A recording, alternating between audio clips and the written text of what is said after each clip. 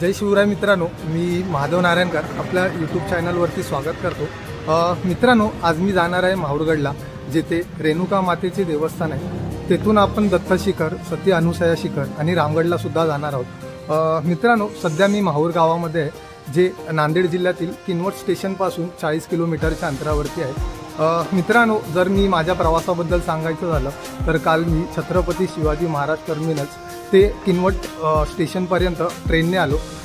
मला जवळजवळ 15 ते 16 तासाचा तो माझा प्रवास होता आणि किनवट स्टेशनपासून आपण माहूर गावामध्ये एसटीने आलो, जे 40 किलोमीटरचा आपला अंतर होता आणि त्याला आपल्याला 1 ते 1.5 तास प्रवासामध्ये गेला। मित्रांनो, माहूर एसटी स्टँडपासून उजवीकडे 5 मिनिटं आपण चालत जर पुढे आलो तर आपल्याला एक धर्मशाळा लागेल आणि मी सध्या त्याच धर्मशाळामध्ये निवासासाठी राहिलो आहे। तुम्हाला त्या धर्मशाळेबद्दलची पूर्ण डिटेल मी शेअर करतो आणि व्हिडिओ आवडत असेल तर नक्कीच पूर्ण व्हिडिओ शेवटपर्यंत पहा आणि लाईक करा, शेअर करा, कमेंट करा आणि आपल्या चॅनलला सबस्क्राईब करायला विसरू नका। माहूर एस टी स्टँडपासून 5 मिनिटं पुढे चालत आलात तर तुम्हाला हे श्री जगदंबा धर्मशाळा दिसेल।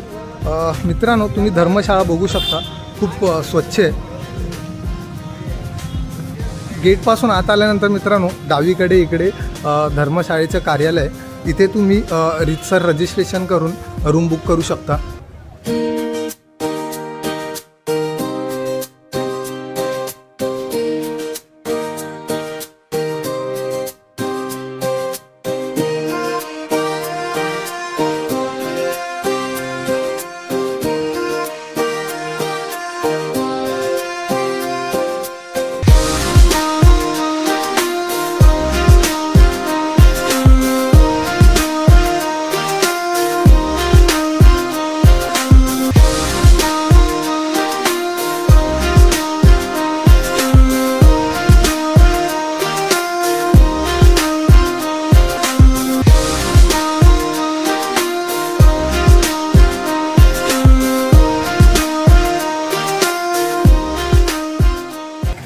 ऑटोने जेव्हा तुम्ही इथे उतराल तर तुम्ही गडाच्या पायथ्याशी बघू शकता, पार्किंगसाठी उत्तम सोय दिलेली, पार्किंग चार्जेबल आहे।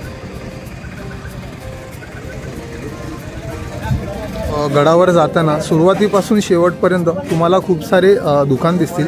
तिकडे देवीच्या शृंगाराचे साहित्य, पूजेचे साहित्य, तसेच प्रसादासाठी इथे सगळे गोष्टी उपलब्ध आहे आणि खूप रास्त दरामध्ये। मला इथे पिण्याच्या पाण्याची टाकी दिसेल आणि खूप स्वच्छ आहे।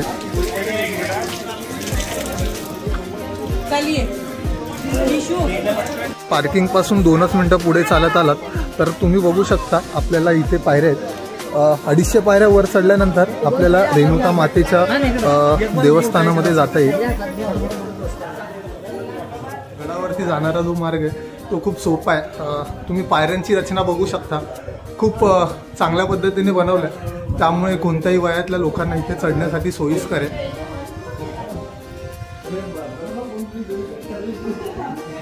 हे आमचे पप्पा आणि आमची आई।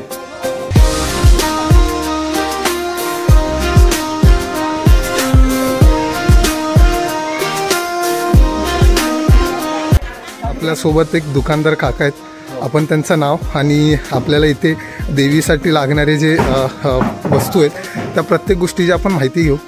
पातळ दादा, काका तुमचं आधी नाव सांगा ना। अमरसिंग चौहान। महाराज। आणि इथे आपण देवीला ओटीसाठी किंवा देवीला जे आपण प्रसाद म्हणून चढवतो त्यासाठी कोणत्या कोणत्या गोष्टी आपल्याला महत्त्वाचे, जे प्रत्येक येणारा भाविक इथून घेऊन गेला पाहिजे? आणि पातळ साडी, पातळ पेढ्या आणि विड्या, हे मेन प्रसाद। ओके। विड्या आणि पेढ्या, पातळ। काकांचं दुकान तुम्ही बघू शकता, खूप साऱ्या गोष्टी यांनी इथे मांडून ठेवल्यात आणि खूप रास्त दरामध्ये तुम्हाला इथे मिळेल। तर गडावरती तुम्ही जेव्हा याल तर नक्कीच या दुकानाला भेट द्या आणि काकांकडून हवं असेल त्या वस्तू तुम्ही विकत घ्या। दुकान नंबर 53. दुकान नंबर 53. धन्यवाद काका. 250 पायऱ्या वर चढून आल्यानंतर तुम्ही सुरुवातीलाच मंदिराच्या शेजारी एक स्टॉल आहे इकडे, ताबूल म्हणून लिहिलं आहे. आणि हे दादा जे आपल्याला देवीला लागणारा पानविड आहे ते बनवून देतात. आपण त्यांच्याकडून जाणून घेऊ नक्की हे काय म्हणून आपण वापर करतो याचा. नमस्कार, जय जगदंब. मी अक्षय पळकर, माहूरगडावरून. हा देवीचा मुख्य प्रसाद तांबूल विडा आहे. हा देवीसाठी मुख्य शुद्धीकरणासाठी विडा ठेवला जातो. यामध्ये 13 प्रकार असतात. सोप, सुपारी, कट्टा, चुन्ना, लवंग, विलायची, जायपत्री, अजवाईन 13 प्रकार टाकून हा विडा देवीला मुख्य शुद्धीकरणासाठी नैवेद्यानंतर देवीच्या मुखात चढवला जातो. जसं गणपतीला मोदकचा मान आहे तसा ऐरणू किंवा त्याला तांबूल विड्याचा मान असतो. धन्यवाद दादा. जय जगदंब.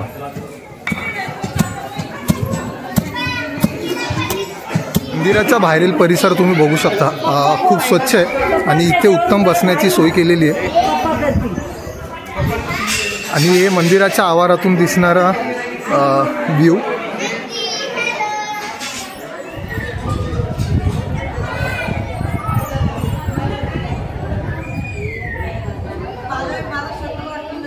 मंदिराच्या शेजारी तुम्ही बघू शकता इथे पिण्याच्या पाण्याची उत्तम सोय केली आहे.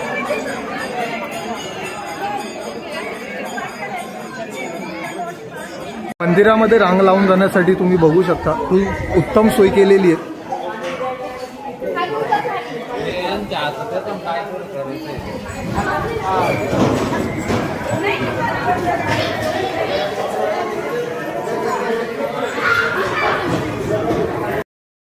गाभाऱ्यामध्ये आपल्याला व्हिडिओ काढण्यास सक्त मनाई असल्याने मी गाभाऱ्यामध्ये चालत असलेलं पूजेचे दृश्य दाखवतो. खूप सुबक मूर्ती आहे.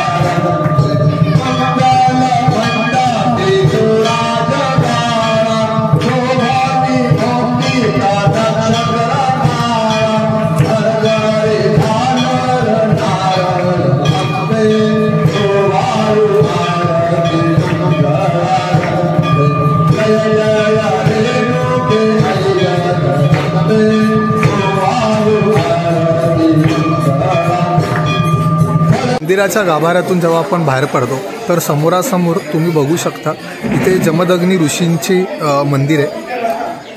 हे रेणुका मातेचे पती आहेत.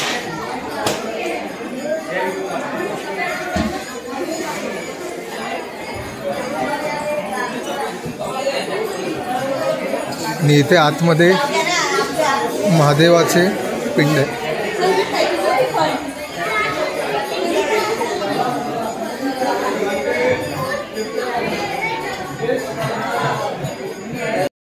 शेजारी डाव्या साईडला इथे एक कुंड दिलेलं आहे. ते हवन कुंड म्हणून ओळखले जाते. पूजेच्या वेळेला इथे हवन केले जाते.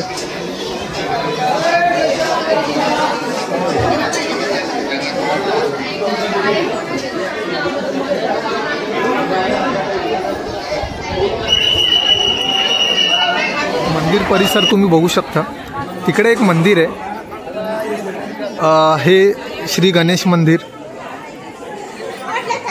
श्री हनुमान मंदिर आणि श्री रामाचे पादुक आहेत.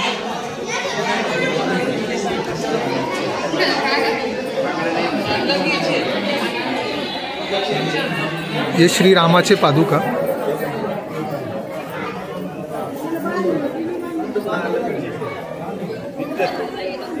ही हनुमानाची मूर्ती. जय श्रीराम.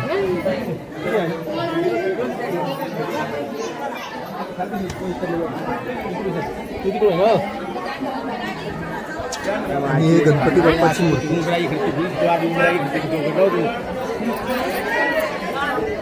रेणुका मातेच्या मंदिराच्या मागे थोडंसं चालत आलात तर मित्रांनो आपल्याला इथे खाली जाण्यासाठी एक रस्ता दिलाय जे श्री परशुराम मंदिराकडे जातो।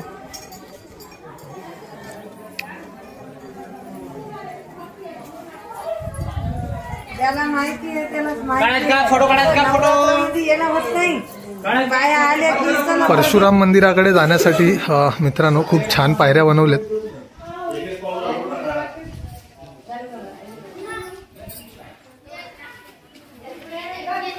रेणुका मातेच्या मंदिरापासून 60-70 पायऱ्या खाली उतरून आल्यानंतर आपल्याला श्री परशुरामांचे मंदिर दिसेल।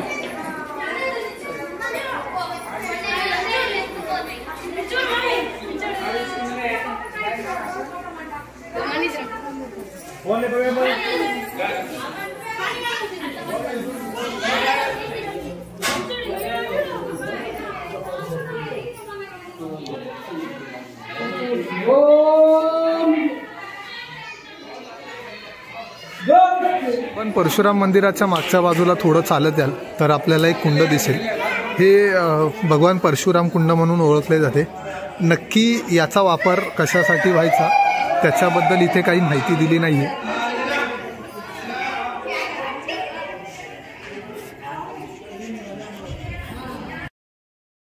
मंदिराच्या शेजारी अन्नदान छत्र आहे जेथे भाविकांसाठी मोफत जेवण मिळते। इथे बसण्याची उत्तम सोय आहे।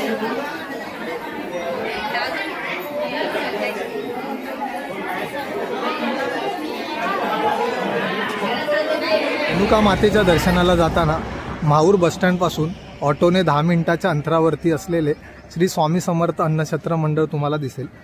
इथे मित्रांनो सकाळी 10:30 ते 5:30च्या दरम्यान आपल्याला मोफत अन्न मिळते आणि याच छत्राच्या बाजूला तुम्ही बघू शकता एक तिकडे खाली रस्ता जातो ते मातृतीर्थ कुंडाकडे जातं। आता श्री स्वामी समर्थ अन्नदान छत्रेमध्ये आहोत। जे भाविक रेणुका मातेच्या सती अनुसयाच्या आणि गुरुदेव दत्ताच्या दर्शनासाठी जे भाविक येतात त्या लोकांसाठी इथे मोफत जेवण मिळते। तुम्ही बघू शकता इथे भाविकांना बसण्यासाठी खूप चांगली सुविधा आहे।